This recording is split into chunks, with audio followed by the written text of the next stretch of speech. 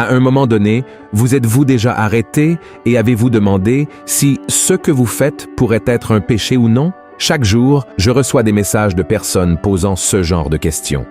Il existe plusieurs pratiques que la Bible condamne jusqu'à nos jours. Et pourtant, les gens finissent par faire des erreurs, même sans le savoir. C'est pourquoi, dans cette vidéo, je vais vous montrer 8 choses que Dieu condamne et que vous devez arrêter de faire de toute urgence. Certaines choses que je vais vous dire ici vont vous confronter, mais ce sera pour votre bien, d'accord? Et avant de commencer, je tiens beaucoup à ce que vous vous abonniez à ma chaîne. Il vous suffit de cliquer sur le bouton s'abonner qui se trouve juste en dessous de la vidéo et à côté apparaîtra le petit logo. Il est très important d'activer ce logo et de sélectionner l'option toutes pour que vous soyez informés des prochaines vidéos que je mettrai en ligne, d'accord? Alors, commençons. Premièrement, contracter des dettes. Beaucoup de gens ont l'habitude de contracter des dettes, que ce soit sur une carte de crédit ou via un prêt.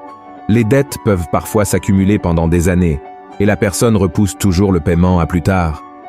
Mais saviez-vous que la Bible condamne ce type de pratique? Je comprends que, dans certains cas, les gens se retrouvent endettés par manque d'argent ou à la suite d'une fraude dont ils ont été victimes. Mais la plupart du temps, les dettes résultent d'une perte de contrôle des dépenses quotidiennes.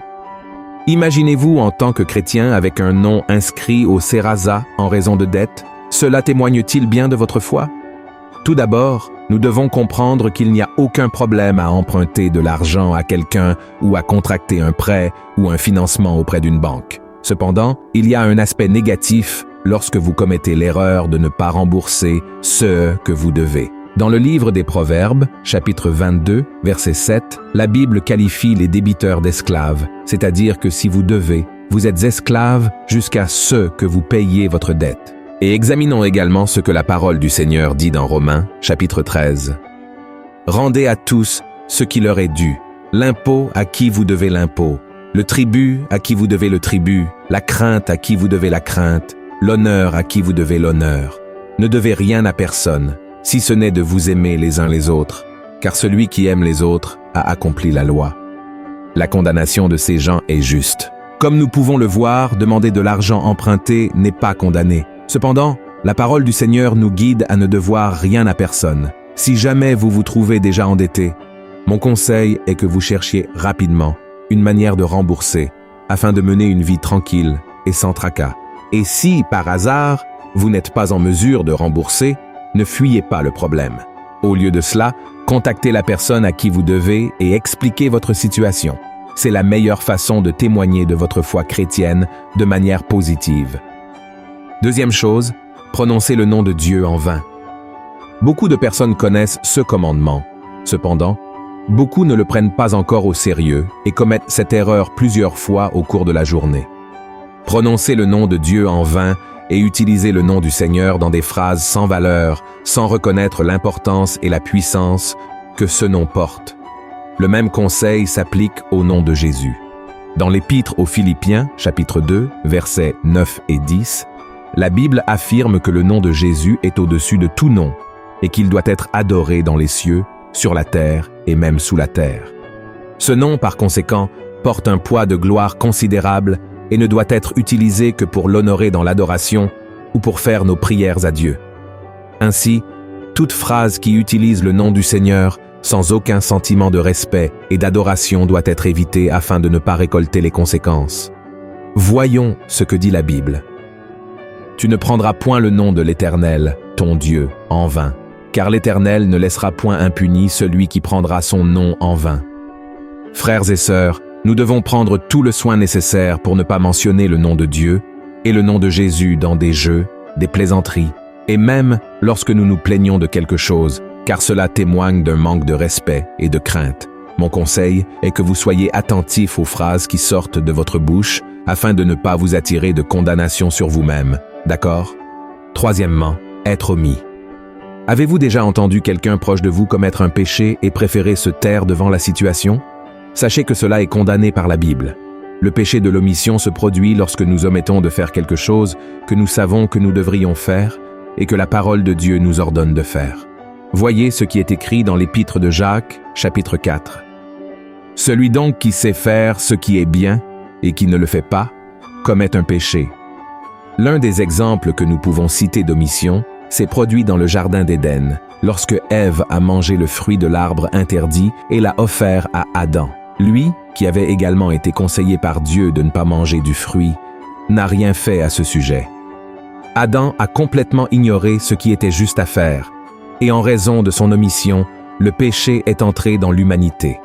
Un autre exemple est donné par Jésus dans Luc, chapitre 10, verset 30, lorsqu'il raconte qu'un jeune homme était abandonné sur la route demandant de l'aide, et 2 hommes passèrent devant lui sans rien faire. Ces hommes étaient le prêtre et le lévite. Les 2 savaient ce qu'il fallait faire, mais ils ont préféré ignorer le jeune homme dans le besoin et sont partis, jusqu'à ce qu'un 3e homme qui passa montra de la compassion, aida le jeune homme et lui apporta assistance. Ce 3e homme s'est arrêté parce qu'il savait ce qui était juste à faire, et Jésus l'a appelé le bon Samaritain.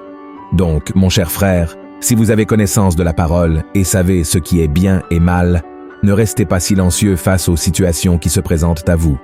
La 4e chose, faire des commérages. La personne commère est celle qui détient des informations privilégiées sur d'autres personnes et les répand à ceux qui n'ont même pas besoin de savoir. C'est une erreur très courante, et certaines personnes pensent qu'il n'y a aucun problème à partager des secrets et des situations de la vie d'autrui. Mais saviez-vous que la Bible condamne cela fermement? Voyez ce que l'apôtre Paul dit dans 1 Timothée chapitre 5 à propos des personnes commères. Avec cela, étant oisives, elles apprennent à aller de maison en maison. Et non seulement elles sont oisives, mais encore causeuses et intrigantes, disant ce qu'il ne faut pas dire. Et un autre passage de la Bible qui parle des commérages peut être trouvé dans Proverbes, chapitre 11, verset 13, où il est dit que le commère n'est pas digne de confiance. Autrement dit, si vous aimez écouter les commérages des autres, soyez très prudents, car cette personne pourrait également répandre des commérages à votre sujet. De nombreuses amitiés, relations et alliances ont été détruites à cause des commérages, et ceux qui se livrent à ce comportement ne font rien d'autre que créer confusion, colère et amertume. En Proverbe 21, verset 23, la Bible nous enseigne que celui qui garde sa bouche et sa langue préserve son âme des tourments. Puissions-nous donc fuir ce genre de pratique pour ne pas déplaire à Dieu et éviter d'apporter beaucoup de souffrance dans nos vies. 5e, être hypocrite. Il existe 2 formes d'hypocrisie. La première consiste à dire que vous croyez en quelque chose et à agir totalement différemment. L'autre forme est de pointer les erreurs des autres et d'oublier vos propres fautes. La Bible qualifie l'hypocrisie de péché et c'est quelque chose que de nombreux chrétiens commettent au quotidien, sans même s'en rendre compte. Voyez ce que Jésus a dit dans Matthieu, chapitre 7. « Pourquoi vois-tu la paille qui est dans l'œil de ton frère, et n'aperçois-tu pas la poutre qui est dans ton œil? Ou comment peux-tu dire à ton frère, « Laisse-moi ôter une paille de ton œil, toi qui as une poutre dans le tien ?» Hypocrite, ôte premièrement la poutre de ton œil, et alors tu verras comment ôter la paille de l'œil de ton frère. Jésus ne dit pas ici qu'il est faux de prendre position contre le péché de votre frère. Ce qu'il veut vraiment nous dire, c'est de ne pas être si fiers et convaincus de notre propre bonté au point de critiquer uniquement les erreurs des autres. Il est nécessaire que la correction commence d'abord en nous, avant d'avoir l'autorité de parler de notre frère. Une autre chose très importante concerne nos attitudes. Dans première épître de Jean, chapitre 1, il est écrit que la personne qui prétend avoir communion avec Dieu, mais qui marche dans les ténèbres ment et ne pratique pas la vérité. Autrement dit, c'est une personne hypocrite. Donc, mon cher frère et ma chère sœur, soyez très attentifs pour vous assurer que ce que vous dites, vous le pratiquez vraiment. Sinon, vous pourriez être en train de commettre le péché de l'hypocrisie. 6e, proférer des jurons. Vous avez raison. La Bible condamne effectivement l'utilisation de mots inappropriés, maudire ou insulter quelqu'un. Ces pratiques sont considérées comme des péchés et doivent être évitées par les chrétiens. Dans Éphésiens, chapitre 4, il est écrit « Qu'il ne sorte de votre bouche aucune parole mauvaise, mais, s'il y a lieu, quelques bonnes paroles, qui servent à l'édification et communiquent une grâce à ceux qui l'entendent. » Jésus a dit que la bouche parle de ceux dont le cœur est plein. C'est-à-dire que si une personne n'a pas une vie de communion avec Dieu et remplit son cœur de choses négatives, il est courant qu'elle profère des jurons ou des insultes. Lorsque quelqu'un le fait, il est clair que dans son cœur se trouvent d'autres péchés qui contaminent sa vie. La Bible nous avertit de faire attention à notre langage à plusieurs reprises. Dans Jacques, chapitre 3 par exemple, il est écrit qu'il est impossible qu'une même source produise de l'eau douce et de l'eau amère. Cela signifie que de la même bouche par laquelle nous louons et glorifions Dieu, il ne devrait jamais sortir de jurons. Et si cela venait à se produire, demandez pardon à Dieu et demandez-lui de vous aider à identifier votre erreur et à purifier votre langage des jurons auxquels vous avez l'habitude de recourir. 7e, être orgueilleux. Il existe une différence entre l'orgueil que Dieu condamne et le type d'orgueil que nous ressentons lorsque nous faisons quelque chose de bien. Lorsque nous disons que nous sommes fiers de notre enfant ou d'une personne qui a accompli quelque chose, ce genre d'orgueil n'est pas un péché. L'orgueil que Dieu condamne est celui qui consiste à penser que nous avons toujours raison et à ne jamais s'excuser pour une erreur que nous avons commise. Une personne orgueilleuse n'aime pas être confrontée à ses erreurs, car elle croit que tout ce qui a été fait a un but dans son esprit. Mais la Bible montre que l'orgueil peut éloigner complètement une personne de Dieu. Même Lucifer s'est laissé tromper par l'orgueil, croyant que sa beauté et ses attributs pourraient le faire prendre la place de Dieu. Voyez ce que dit le livre des Proverbes, chapitre 16. L'arrogance précède la ruine, et l'orgueil précède la chute. Mieux vaut être humble avec les humbles que de partager le butin avec les orgueilleux. Frères et sœurs, la Bible est très claire en condamnant l'orgueil, car son destin sera toujours la destruction et la chute. Puissions-nous donc toujours avoir confiance en Dieu et reconnaître que nous avons besoin les uns des autres, d'accord? 8e, regardez les autres avec un désir impur. Savez-vous qu'il est péché de regarder une femme ou un homme et d'avoir des désirs impurs dans vos pensées? C'est un péché que beaucoup de gens commettent et qui est au même niveau qu'un adultère dans le mariage. Beaucoup de personnes pensent qu'il n'y a rien de mal à jeter un petit coup d'œil. Je sais que nous vivons dans un monde où nous sommes exposés à toutes sortes de situations. De nos jours, les gens portent les vêtements qu'ils veulent et, dans certaines situations, il est très clair que c'est simplement pour attirer l'attention. Mais il y a une différence entre simplement regarder et regarder avec un désir. Voyez ce que Jésus a dit dans Matthieu, chapitre 5. « Mais moi, je vous dis que quiconque regarde une femme pour la convoiter a déjà commis un adultère avec elle dans son cœur. » Et ce conseil du Christ ne concerne pas seulement le fait de regarder quelqu'un dans la rue.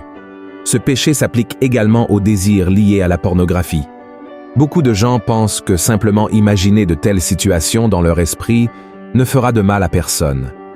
Cependant, la Bible est très claire en disant que cette pratique cause de nombreux préjudices à l'esprit et au cœur. De plus, ceux qui commettent ce péché sans se repentir n'hériteront pas du royaume de Dieu, comme il est écrit dans 1 Corinthiens, chapitre 6, verset 9. Frères et sœurs, dans cette vidéo, j'ai parlé de 8 choses que la Bible condamne.